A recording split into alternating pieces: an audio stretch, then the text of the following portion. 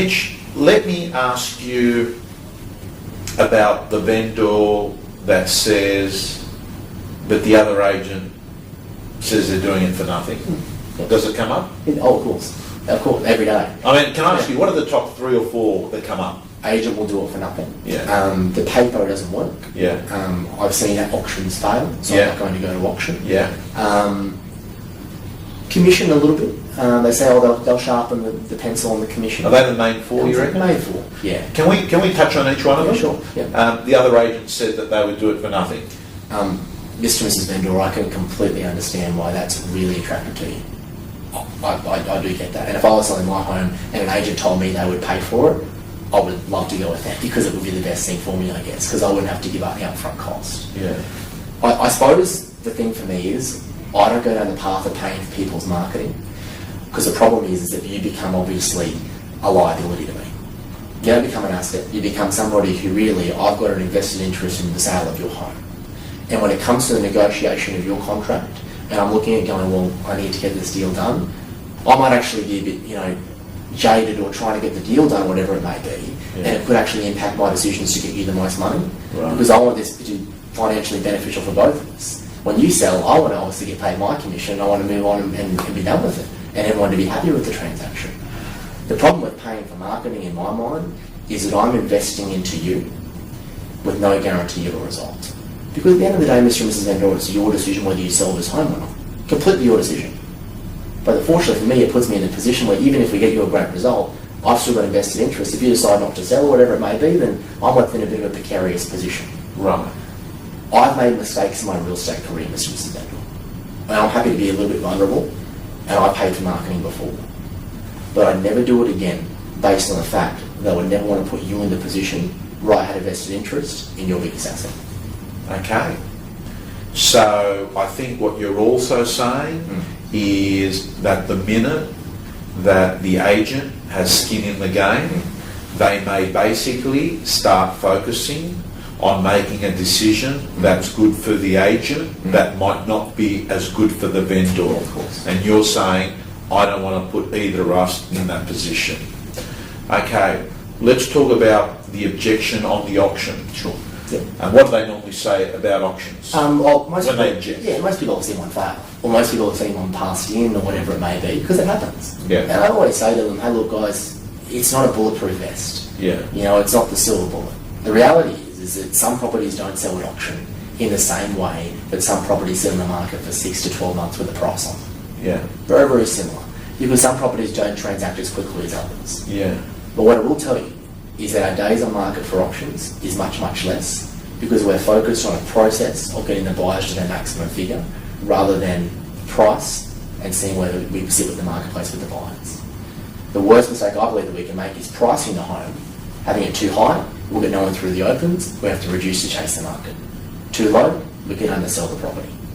And again, I need a little bit of trust in this transaction because with auction, I need you to give me the time to explain it. And all I'm asking for today is your permission to talk about it for just a few minutes. And if you don't agree with it, we can move on.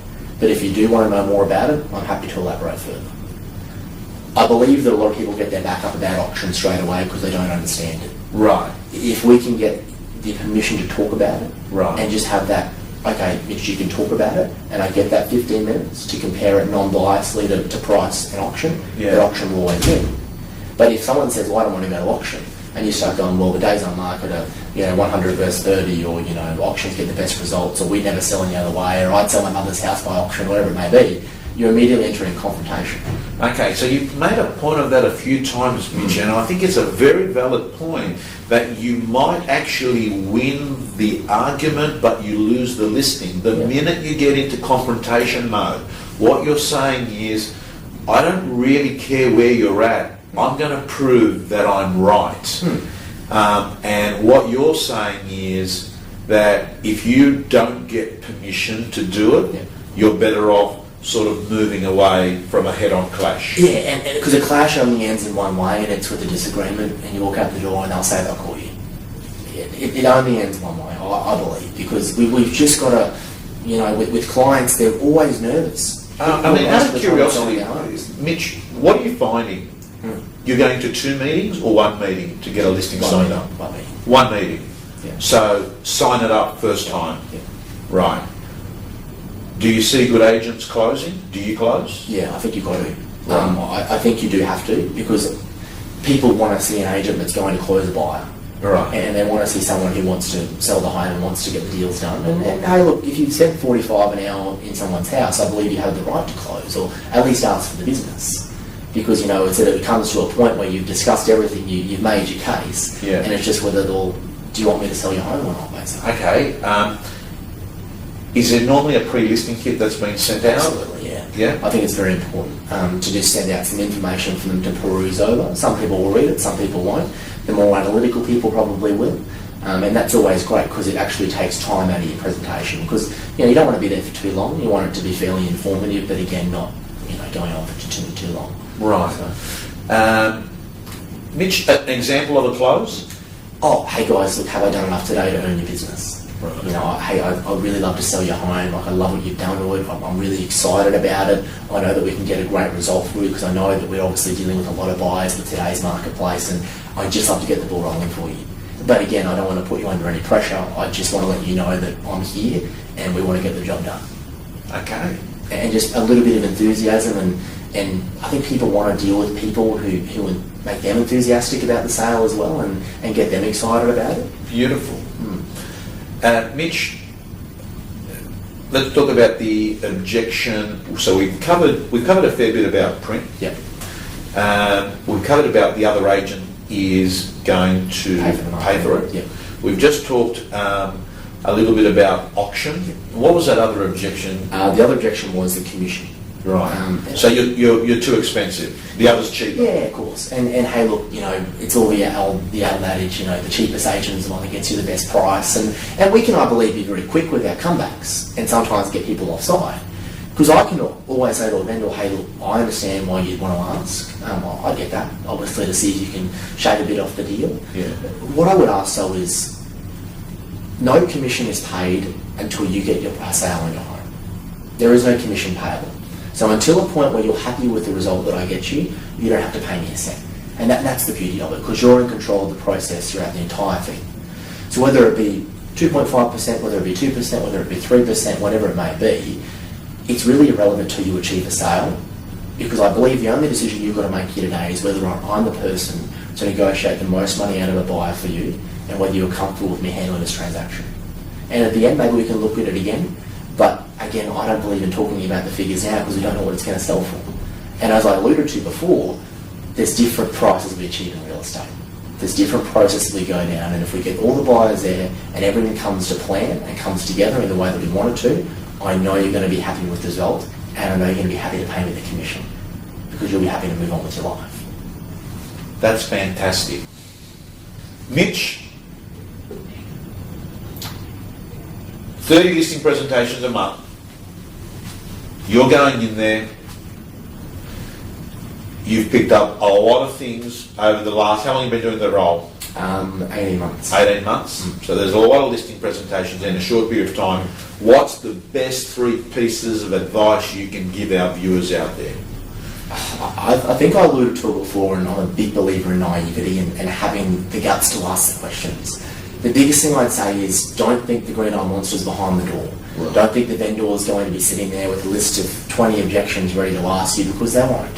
The reality is, we deal with people every day, and in listing presentations we're particularly dealing with somebody who is probably, even though they're not showing it, a little distressed and a little uncomfortable, because it's not something that people go through every day selling their home. So what you're saying is, don't make your objection and a doubt their objection. Exactly right. Okay. Yeah. Number 2? I think remain calm. Right. I think people like to deal with people that are calm. And particularly when it comes to objections or talking about their property or whatever it may be, take the time to answer the question calmly and sincerely, rather than getting ready with that perfect scripted dialogue that you've picked up from James Foster the day before. Right. You know, it's one of those things that I believe we can get too bogged down in the scripts and the dialogues or the words. Yeah. It's got to be about the emotion. Yeah. Because people will connect with people, and you want them to connect with you. Yeah. Because, you know, more often than not, the 4 agents following you will probably have similar dialogue than you. Yeah. So I think it's a matter of focusing on, hey, look, I want this vendor to like me. I want this vendor to listen to what I have to say. But more importantly, when I walk out the door, I want the vendor to have this feeling about me that says that's my guy. Yeah. That's the person I want to sell my home. Yeah.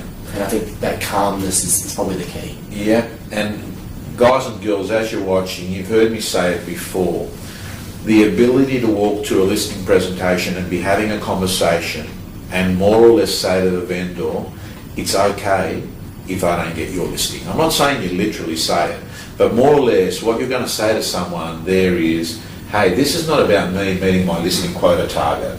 I'm here today. You have a challenge. I may or may not be able to help you.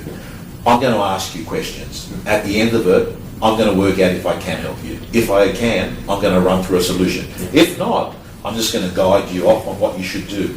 People love that approach. Basically, you're saying is I care more about you than what's good for me, you know? Yeah. So you've talked about being fearless and having the courage to ask for it and don't have the objection that you think that they've got in their head. Bring it up yourself. Number two, you talked about being calm and not being a parrot that just shoots off a script or dialogue. Anything else you can think of? I'd say you've got to close. Right. And I believe it's getting more competitive every day. You know, the more agents I see popping up around the place, and from the agents that I deal with, I know they're going in against more and more agents. Like, people are getting in 4 or 5 agents now, whereas it would have been 2 or 3 a few years ago. Right. Because there's more competition in the marketplace. So I believe you've got to be closing, and I believe we have the right to close. It's how we do it, but I believe we have to. And sometimes if you leave that presentation without really asking for the business or really, you know, assessing how you can obviously represent them as a real estate agent, then you probably miss an opportunity. And I believe opportunities are becoming shorter and shorter as time goes on, and we're getting less and less. Yeah. So we've really got to take advantage of the ones that we do get. Yeah, okay, because I think you'd agree that the highest point of emotional connection that you've probably got with that vendor during the process is there and then at that listing. Absolutely. And once you've gone back to the office and 2 or 3 days go over, you end up, what I say, joining the commodity dungeon, where basically you're in a commodity dungeon, a room with other people, presentation kits, what was his fee, what was her fee. Yeah. And that's a bad game to play. It is, because if cutting commission worked, and a lot of real estate agencies wouldn't exist, and you know, Go Get Good would be number 1 in Australia. Or you know, it's that people choose real estate agents based on who they are and what they do, not based on the fee they charge or the marketing they charge. Otherwise, none of us charge for marketing, the papers wouldn't exist, and you know, real estate would be very different. Yeah. So again, to kind of sort of close it all up, I suppose it's just a matter of, I believe, asking the questions that need to be asked and responding to the client the best you can. I'm going to ask you one final question, because you look quite young, and I have a lot of young viewers out of my subscribers that say, Tom, what's the advice you can give me when people think you're too young to list their property? Does it ever come up? Oh, of course. Yeah.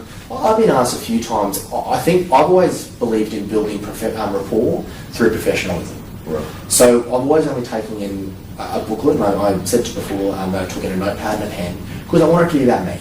Right. If you take in an iPad presentation or lots of charts and diagrams, it becomes about the information and not about you. Yeah. And if someone comes along that's 20 or 30 years older than you, you probably might miss out because of that. With the age, I've never thought it was a barrier. I don't know why. I've always been naive that way, and that ever since I started when I was 18, I've always gone in and just said what I believe needed to be said, brought up what I believe needed to be brought up, and had that fearlessness to ask. And it's something that I've always been lucky to have, I guess. And so what you're saying to me is, if you think you're too young, you're probably right. Probably, if you think you're too old, you're probably right. Yeah. Okay. Yeah. And I love, it resonates. A lot of the stuff you said with me really resonates.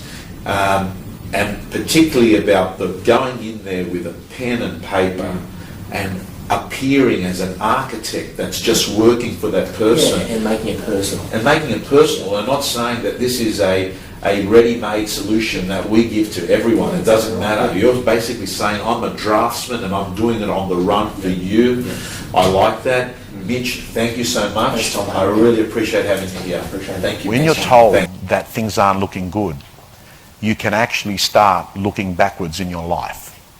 And what I say is it's a very good exercise to reverse engineer your life. In your last hour, in your last day, what would you say? Did I live a lie? Did I actually live someone else's life.